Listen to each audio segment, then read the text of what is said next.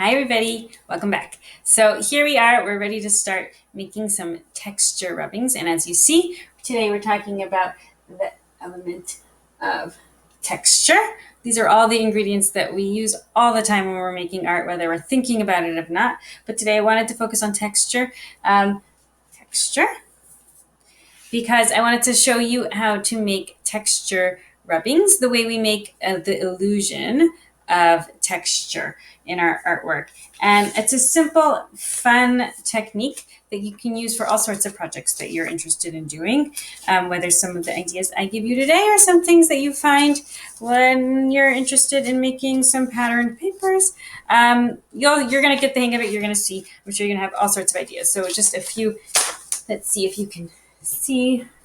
It's always hard to see in the videos with the different colors, but just a few things that I was playing around with, just testing things out. And then once I see what I like, I can start to think more carefully about how I want to arrange things or not. Sometimes it's just fun to just let it, play around with it. But so the way this works, I'm going to show you the materials that you need. I'm going to show you how to do that. So let's get started. Okay, so I'm going to show you the materials that we need, and I'm going to show you how to get going. So as you see, I collected a variety of different things that I thought would be interesting to try to see what their texture looks like, their implied texture, the illusion of texture looks like. And I just gathered some scrap paper because I'm just testing out my ideas right now. So I want to use paper that's still good on one side, but perhaps used on the other side. But you can use clean paper, whatever you want. And once we have our materials gathered, we're ready to go. Okay, so now we have our materials ready. I'm going to show you how to begin. So the first thing I want to point out is that I've brought over a selection of crayons. And as you probably see, sometimes, we do this and we're not even supposed to do it or not even thinking about it. But today we actually prefer to have crayons that have their paper taken off. So as you see, some of them I only took off an edge because I actually like having the paper because it keeps my fingers cleaner. But I took off just a corner of it because we're going to be working on the sides for our rubbing. So that way we don't push down and get too many of the details that we don't want. We only want the details that show the texture that we're aiming for. So we have our crayons ready. And I actually think that I am going to work with them separated into cool colors and warm colors because that's what I'm feeling like I want to do right now. But you might choose to mix and match your colors or choose a few of your favorite colors and you'll be able to go. So as you see, I brought a whole bunch of random things, even a shoe and a brush, because I thought those might have some interesting patterns and textures that will be kind of cool to get onto my paper. So I'm laying down my textured object and I'm putting my paper on top and then I'm taking my crayon and just sliding across. Now I can go really lightly or I can push it a little harder if I want a darker color. And I'm just sliding across. I'm actually really not even pushing hard, and I'm getting a lot of nice color. And as you can see, now this is still a smooth piece of paper, but it now has the illusion that it has a little bit of rough bumps on it, all from the texture plate. Now, buttons are really nice. So I had a few lying around the house, but if you want to try buttons and you don't have any extras, maybe you just take a shirt and you can take the row of buttons, or you find one button on a shirt and you can keep repeating that one button over and over. One of the nice things about these textural rubbings is that you can move your paper, choose where you want to do it, and repeat. And repeat again. And as you get the hang of it, you might decide to create patterns that go in, a patterned order or just totally random. I used a lot of keys on this page, if you can see it, and they kind of reminded me of fish swimming, so I might do another one. Let's see if you can see it a little better.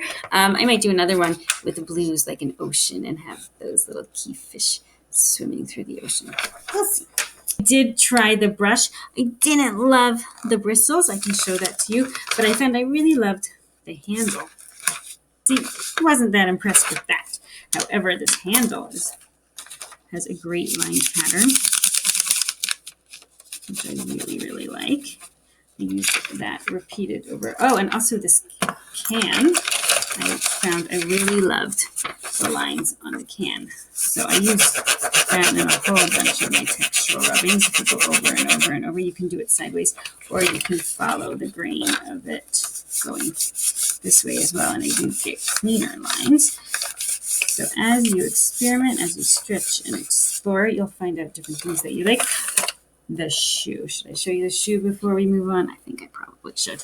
So I liked that. I also liked this shoe. I found two shoes that I liked the pattern. And one nice thing also about the shoes are that they are pretty large compared to my other objects. So I can cover the whole page really easily and quickly if I wanted to, just with that one nice pattern. I love this zigzag pattern. So I could just keep going across the whole page.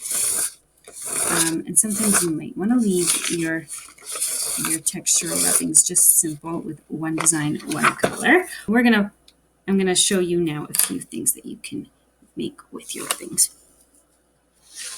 Okay, so let's talk a little bit about what you can do with all of these rubbings that you've made. So one thing, you can save these pages, put them in a folder or something, or just put them wherever you keep your art supplies, and you can put them away for later.